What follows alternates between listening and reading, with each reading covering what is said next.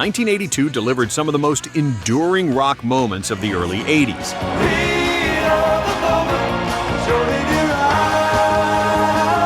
These are 10 songs that lit up the airwaves, filled tape decks, and still hit just as hard today.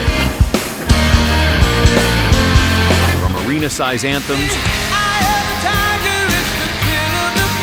to razor-edged riffs, they capture a year we'll never forget.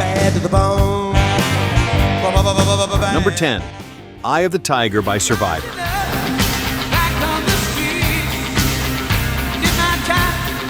A boxing sequel needed a new heartbeat, and Hollywood came calling. Sylvester Stallone sent over a rough cut of Rocky III with a simple mandate: write something that hits like a glove to the ribs. The band built a marching guitar figure and lockstep drums to mirror on-screen footwork, then tightened every bar around the rhythm of a fighter's breath.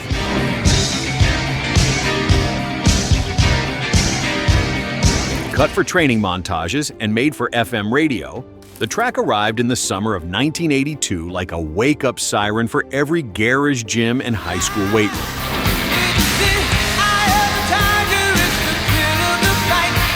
What followed was full cultural takeover. The single ruled the Hot 100 through the heat of July and August, earned an Academy Award nomination, and became shorthand for grit at pep rallies, stadiums, and early morning workouts.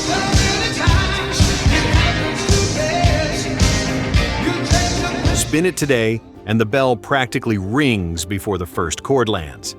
Eye of the Tiger is the sound of lacing up and stepping under the lights.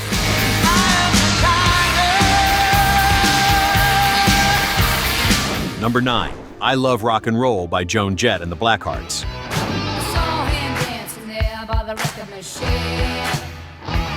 For 7 straight weeks in the spring of '82, a snarling chorus ruled U.S. radio and every neon-lit arcade.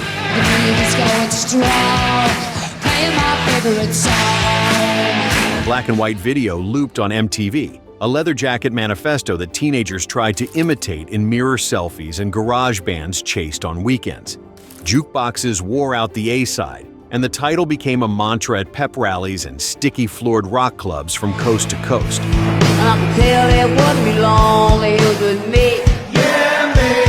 The spark came years earlier, when its future frontwoman caught a British TV performance by the Arrows and tucked the idea away.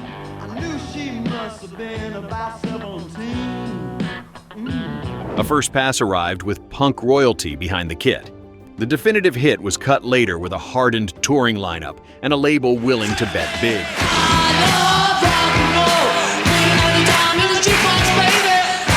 By the time it crested the charts, the message felt permanent. 3 minutes, big attitude, and a hook built for the long haul.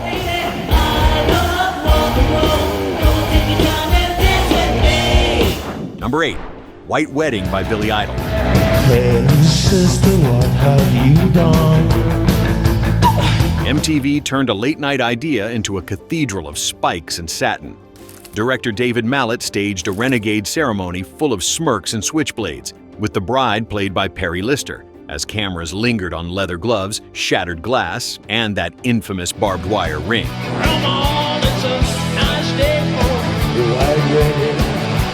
The images felt illicit on early 80s television, which only made viewers lean closer. By the time the clips cycled through afternoon blocks, the sneer had become an after-school ritual.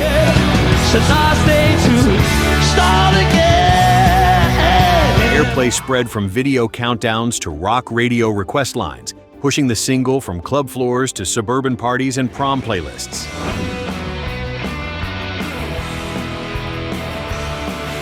The hand claps and guitar stabs arrive with a wink, and the chorus snaps like a flashbulb, stamping faces and nights into memory.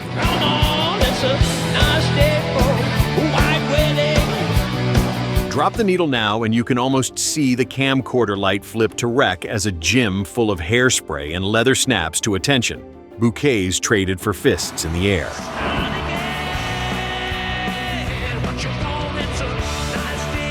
Number 7, Run to the Hills by Iron Maiden.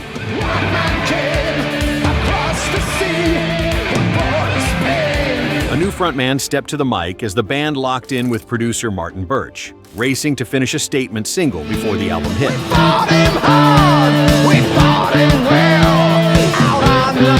Written by bassist Steve Harris, the lyric zooms in on conquest and displacement, told from opposing viewpoints.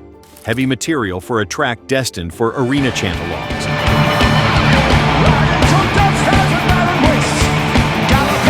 Recorded in early '82 amid long London studio days, it was the moment the lineup introduced its sharpened identity to the wider world.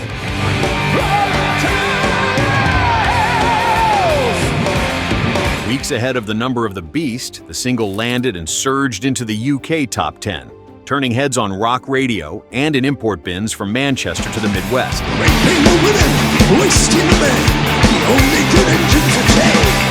Suddenly, jackets had a new patch and set lists everywhere had a new pivot point. Hear that galloping charge today and you can picture the lights snapping white, hands up in time, and a sea of eddies painted on denim like battle standards.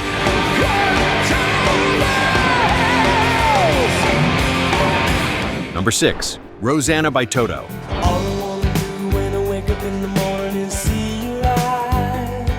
Studio folklore points to a drum lesson that became a signature. Jeff Porcaro fused Bernard Purdie's shuffle with John Bonham's feel into the halftime groove players still study. Then the band stacked glossy keys and tight harmonies around it at Sunset Sound in Los Angeles.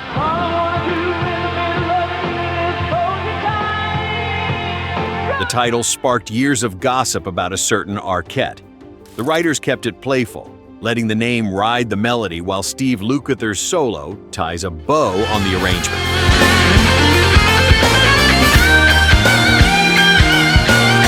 Released in the summer of '82, it parked at number 2 on the Hot 100 for weeks as the video's street-set choreography looped on MTV and rock radio spun it between power ballads and fist-pump anthems.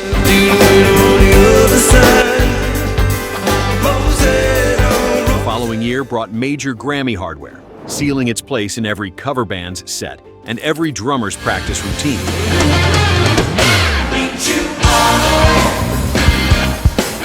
Drop that shuffle today, and the room instinctively leans forward, as if the floor itself just found a pocket.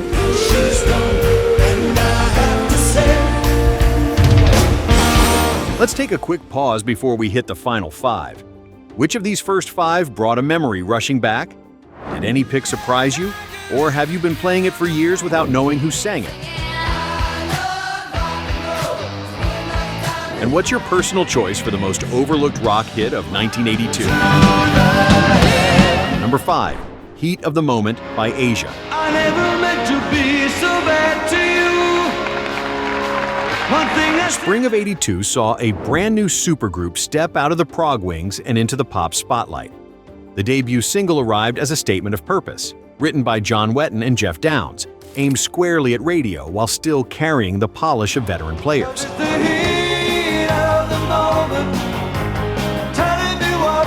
Producer Mike Stone tightened the edges in the studio, and MTV did the rest, looping the video until its chorus became after-school shorthand across dorms, malls, and car stereos.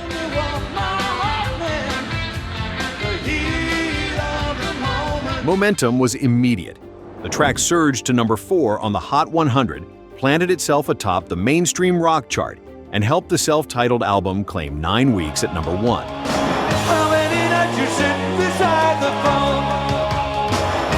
What lingers now is that rush of recognition when the opening hits, the kind that turns a living room into a nosebleed seat, hands clapping in time like an arena crowd rehearsed for years.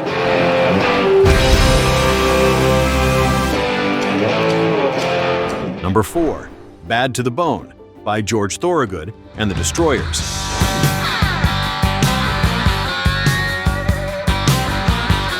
A cigar-chomped grin and a cue ball on green felt turned a hard-stomp blues lick into an MTV calling card.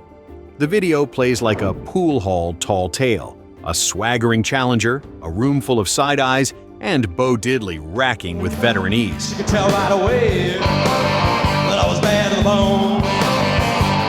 Cameras linger on the break, the strut, and the sly smiles, giving the riff a visual swagger that looped across afternoon blocks and late-night countdowns.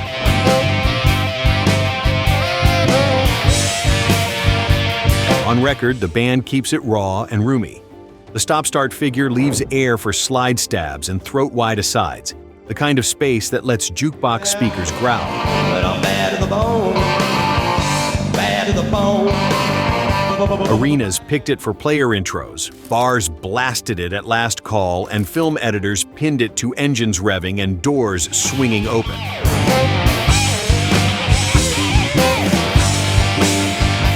Cue those first 5 notes, and the room squares its shoulders, like a bouncer flipping the sign from open to prove it.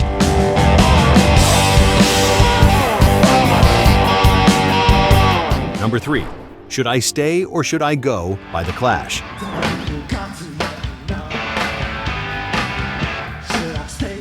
A tug-of-war over mixes trimmed a sprawling batch of ideas into the lean punch of combat rock. Producer Glyn Johns helped focus the album, and in the middle of those edits sat a 3-minute spark built around stop-start tension and a wink of bilingual call and response. Say that you are mine.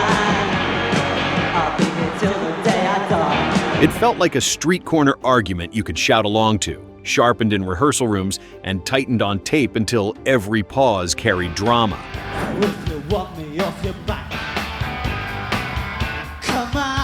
The single landed in 1982 as part of the band's mainstream breakthrough, sharing bins with its moodier twin, Straight to Hell.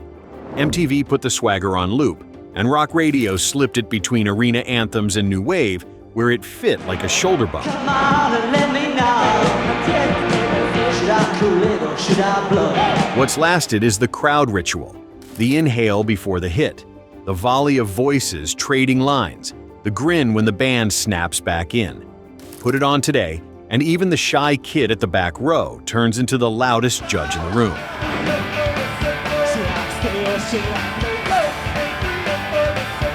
Number 2.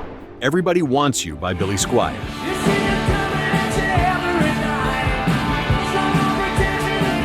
For 6 straight weeks in the fall of '82, rock radio had a house favorite. Program directors stacked it at the top of the hour, and MTV kept the split-screen black and white video in heavy spin, all sharp suits and mirrored angles.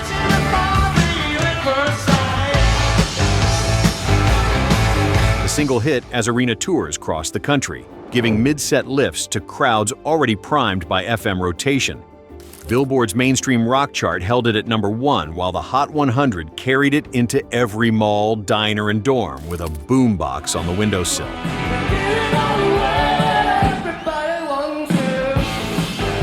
What locked it into memory was the snap of the hand claps against that staccato riff, a pattern fans could rehearse in the car and land perfectly when the drums kicked.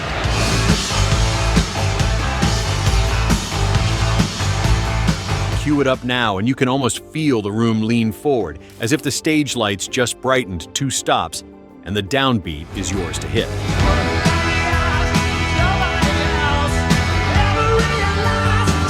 Number 1, Twilight Zone by Golden Earring.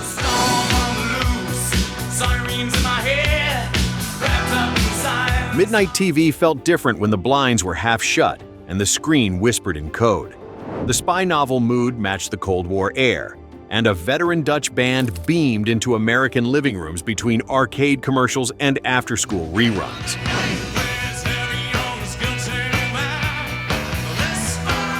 Chorus stuck like a passphrase you carried all day, scrawled on notebook covers and mouthed into hairbrush microphones.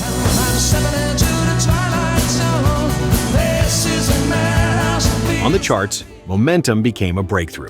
Number 1 on rock radio and a top 10 berth on the Hot 100.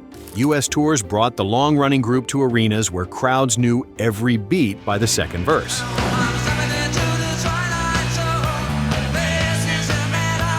Decades later, the opening riff snaps like a case file springing open. One pulse, and the room leans into suspense.